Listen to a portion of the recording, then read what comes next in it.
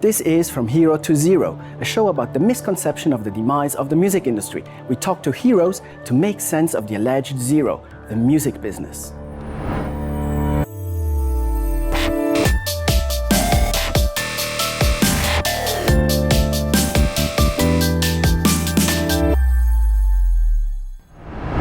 Hi Derrick, how you doing? It's hot. I'm very good, thank you. Good, how's the tour been so far? We've had only one show, but so far so good. Very good. Looking forward to playing a lot of places, festivals, and we're ready, celebrating 30 years. Exactly. Sepultura history, so it's exciting. We're doing a lot of things from the past and the middle and the present, so it's a whole history. The show is like a historical show for Sepultura. Cool, very nice.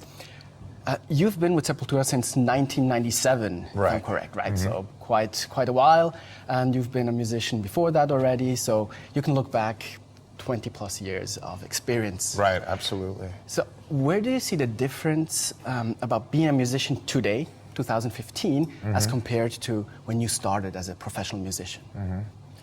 Well, I think there's a lot of things that have changed. There's different trends that pass through music and especially with different in art in general. There's always different type of fads that people latch onto. I think those are consistently changing throughout music, and it's changed from when I entered, which I think heavier music was much more popular in a sense to nowadays where it's less as popular, but it still has a strong connection with people, and there's still people that go to shows and everything like that all around the world. But I think in the mainstream, it's definitely become smaller, as trends come through. There was, these things like grunge and this hair metal type stuff. And then, it's always consistently moving, but I still think, that has this connection, though. Music will always have this connection to people who truly love it. I think technologically it's changed tremendously. Going from, cassettes to CDs to MP3s, and that's had a big impact on the music business-wise. Sure. You just mentioned technology. So basically when you started as a professional musician, there were CDs and everything, and there were tapes. There were tapes, exactly, vinyl and everything. So with the social web especially, music sales have decreased. Have you noticed that? Definitely, as far as like you were saying, vinyl and things for the actual product, in hand, it's decreased for everyone.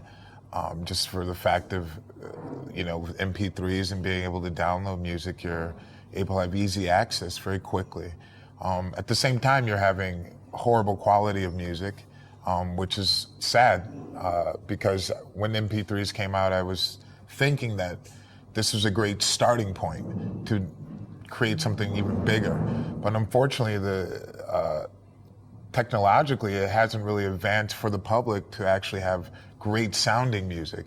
Everything is really compressed, and they have horrible things that they're listening to the music to as well, headphones that are horrible.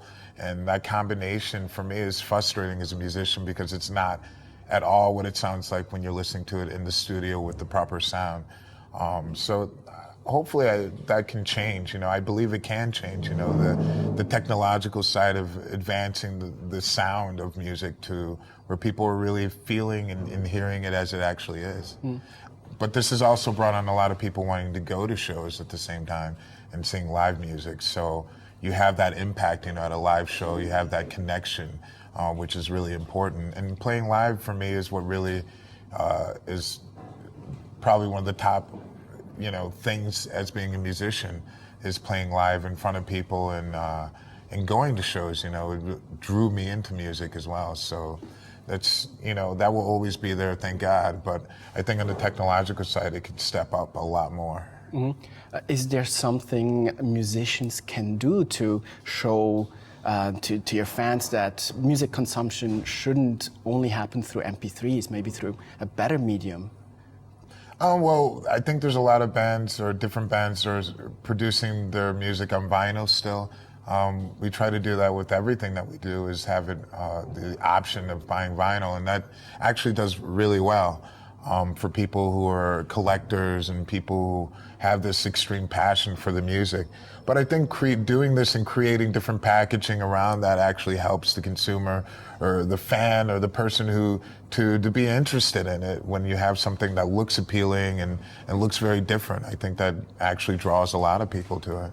I saw that your 30th anniversary extended play, Under My Skin, that was, right, which just came out. You released it in different versions, was it? On vinyl? We have it on vinyl with different colors, and that was definitely something that was important for us. It was written for our fans, people who had Sepultura tattoos even, it was really the idea of those people that made that commitment to have that on their skin. And it's kind of like a homage, like a real, something that was something very special for them. And so the packaging of it has their tattoos of different people who sent in their Sepultura tattoos, photos of it. And we used that in the album artwork. Yeah, I saw it and I thought it was great. How did you collect those the photos, tattoos from your fans through the internet? We had a webmaster who posted this on our website and asking for people to send their photos, the best quality photos that they had. And there was hundreds and hundreds, thousands of photos, sent in. So just the hardest thing is really picking out, what to use.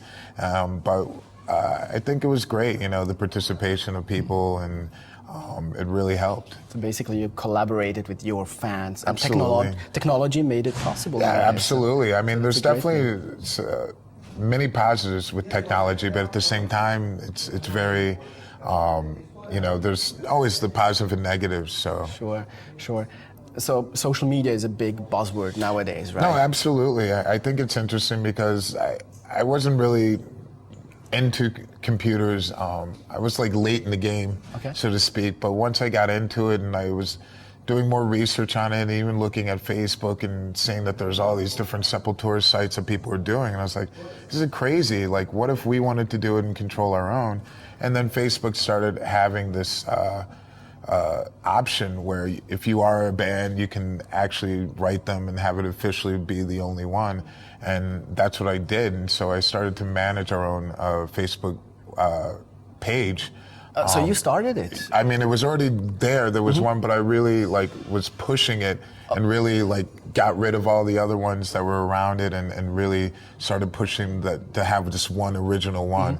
And then I just kept track of a lot of things on there and posting things on it and watched it grew. It was incredible to see it to blow up so much in such a short amount of time. But playing shows, posting photos, posting things either in Portuguese or in English or in Spanish, watching how you can look at everything that's happening behind the scenes.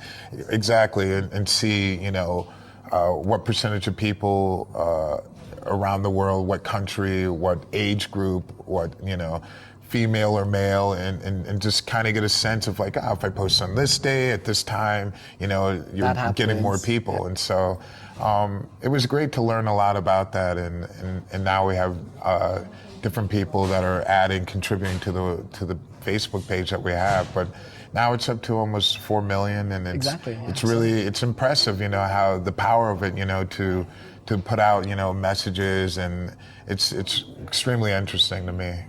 I read in an interview when you released Nation, that was 2001, and let me get the quote right. So you said that, in reference to Nation, every song will be related to the idea of building this positive nation. We will have our own flag, our own anthem, our own army. So basically with social media, you were almost able to create something like that. No, absolutely. I mean, it definitely feels that way. I mean, it's more powerful than I actually imagined. It's fantastic to be able to share, your creativity with a lot of different people and such all over the world, and the fact that it hits them so quickly and they're able to access it's incredible.